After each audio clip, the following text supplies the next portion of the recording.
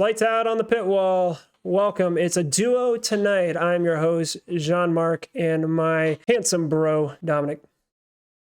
You can see our father is missing. We recorded this entire episode, this entire podcast, and then after he went to bed, we found out that system setting, all the audio got switched around, and none of the Discord audio got saved. So my bro staying up with me, thank you so much for the re-record. We're going to give you a concise breakdown. Just keep it smooth, keep it steady. So let's go to our Imola GP race scores. Hamilton may have gotten pole position, but Verstappen from third on the grid was able to beat him in what was, I personally believe, one of the most exciting races to watch this season so far. And there's only two of them, but they both have been really nice. Bro, what are your initial impressions? We had Perez dropping 9 places, Bottas dropping, and then DNFing, and we had a few that remained steady and went up the field. Yeah, I'm going to definitely say one of the biggest surprises for me was just seeing Hamilton get passed up at the very beginning of the race. That's pretty rare. It's exciting, obviously. That always is a start for good racing. But more surprising was seeing him in the gravel pit. I don't think anybody really could have seen that coming, but he was able to get himself out. And thankfully for him, there was a red flag. We got that Hamilton magic, is what we like to call it, where something good happens for him every time something bad happens to him. And he was able to unlap himself and start in 9th place as opposed to 9th place lapped, which is just crazy when you think about the race. That 9th place was 1 lap down. That's mind-boggling. So many people slid off the track to the point that even the announcers, it didn't even register for them after a while. They would casually mention, yeah, well, there goes that guy. But no, it was an exciting race. Seeing Hamilton come back, he wasn't obviously going to get the top position, but seeing him get all the way back in the second was really quite something to watch. Pretty crazy, because all of Mercedes as a constructor, all their points came from Hamilton, and all of Red Bull's points came from Verstappen. So those two guys held down the fort. The two hot commodities, fantasy point wise, would be Ferrari and McLaren. Both drivers in the top 6. Really good results if you had any of those 4 drivers and those 2 constructors. Moving on to our dynamic pricing. Not a lot of movement because it's just a day and a half after the race is over. But our big takeaways is that Leclerc just continues to rise. He's risen 0.8 million since the start of the season, 0.2 already since last race. It's looking like he's going to only go up. What are your guys' thoughts about him compared to Norris? Both on the rise. Leclerc for the last 2 races has been a very, very solid driver. As far as fantasy points go, he's placed high, he's been ahead of his teammate, and he's been very steady and constant. And when you're looking for a driver who will likely give you good points, that's definitely a good sign. And we can't rule out signs either. He scored very good this week as well, ending up just 1 place down from Leclerc. So Ferrari did a phenomenal job. As you'll see, even their constructor went up by 0.1 million this week. That is a sign that people are starting to see some good coming out of Ferrari, and that's always nice because last season was kind of a wash for them. As far as Norris, it was fascinating, really, to see him, how he got all the way up into 2nd place. That was unsuspected for me. At the end, seeing that chase down between Hamilton and Norris, and Norris did the best he could, lost a place, but I mean, it's the Hamilton, that pretty much expected. But the point is, he still ended up in 3rd. He got on the podium, he looked good, and he kept his cool even when he was passing Leclerc, and he did pretty much everything you could have asked for him. A lot of people are starting to see that kind of good driving from him, and his price is going up as a result, and I say that makes sense. I have him on both of my teams, and I'm going to ride him till the end of the season. Another thing to highlight would be McLaren. As you can see, they are 2-2 for qualifying and race streaks. They can get a good qualifying and a good race result where both drivers are in the top 10 next race. That'll be a bonus 15 points. Almost third of the league has McLaren as their constructor, probably to fit more expensive drivers, but that would be somebody to consider picking up to get those bonus points. But what are your thoughts about these streaks that are coming up? It's interesting. With McLaren, I know that for a constructor to get the chevron, you have to have both drivers end up in the 10 up. They've both done really well. And so I'm kind of surprised really that their value hasn't gone up with this opportunity in the near future. But it is still only like a day after the initial race. People start noticing that that is a potential opportunity. There is a chance that it'll go up. If you do not have McLaren right now and you're trying to get those extra points, not only are they good value, they might be getting you some extra points in the future. So just keep that in mind. Speaking of value, let's take you over to our Google Sheets so we can talk about value comparisons. I've been doing doing a lot of improvement as we've been going through the season. And so we'll start with Leclerc, and I'll zoom in so that you can follow along. We have under the score section, what you would think, his points, his average, his 3 race average. There was only 2, but that'll eventually keep up the last race. And then a spark line that shows you that he has been going up. Then you can see his race streak and his qualifying streak. You can see how much he was costing at the beginning of the season, the total change over the course of the whole season, the cost since last race, and his sentiment. Is he going up? Is he trending down? And his current cost. Now, here are the 2 columns that I want to really hone in on. Points per million. That's 1.36. That's not too bad. But if you look at his value is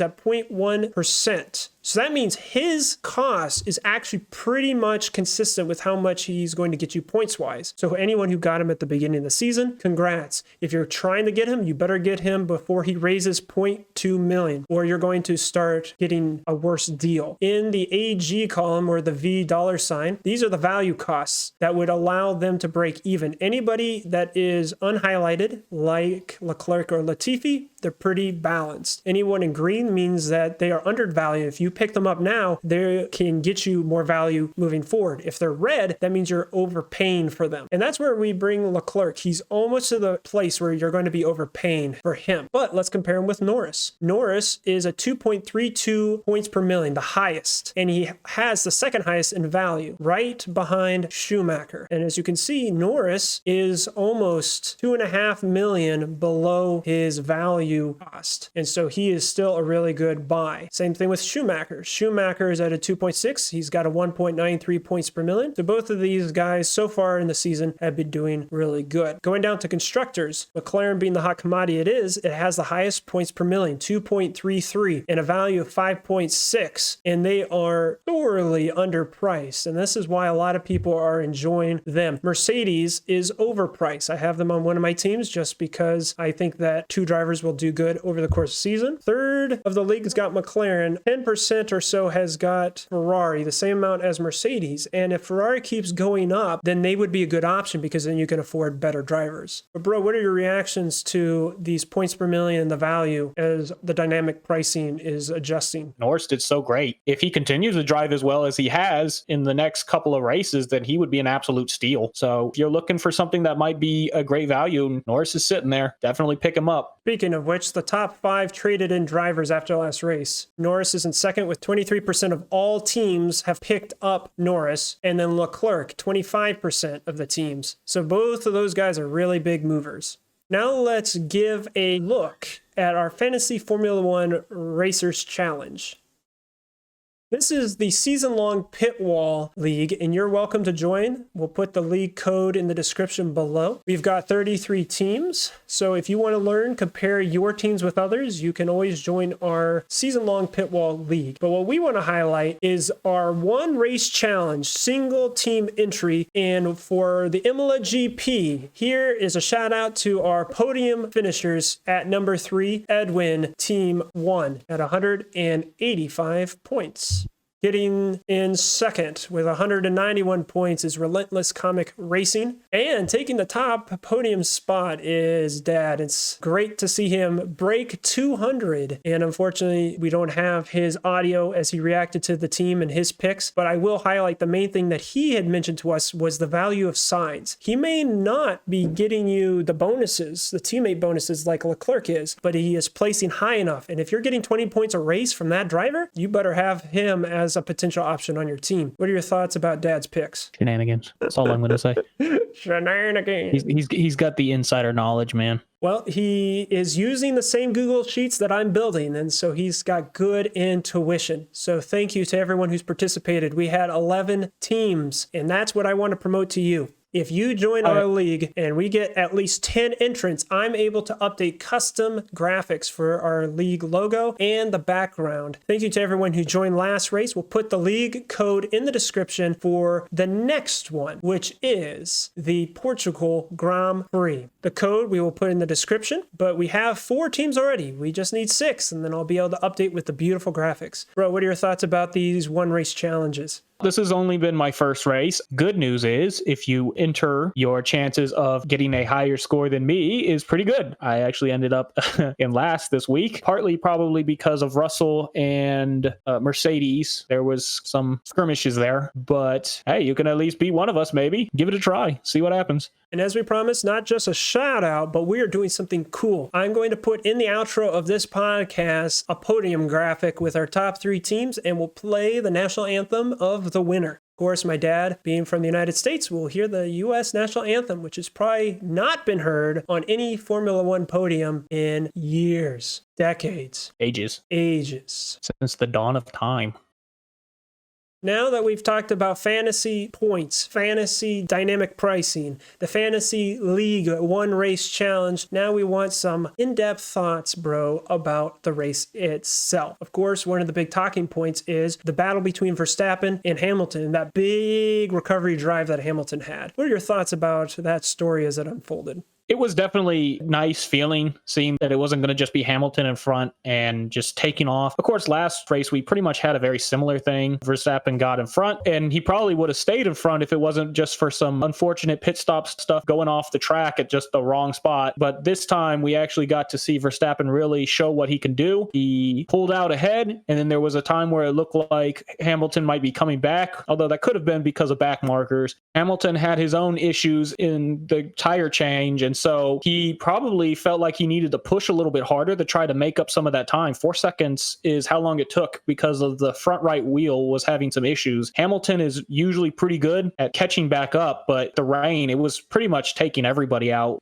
Hamilton was no exception, and he went right into the gravel, and he did a fantastic job of inching his car back out with a little bit of luck. Some Hamilton magic, got the red flag, and he was able to basically unlap himself for free. I do not know how he would have done if he had to have unlapped himself. I'm sure he still would have done quite well, but obviously not second place. But it was still quite something to watch him do his magic, see him really remind us all why he's been the champion for so many years, is because when he really needs to, he can get the job done.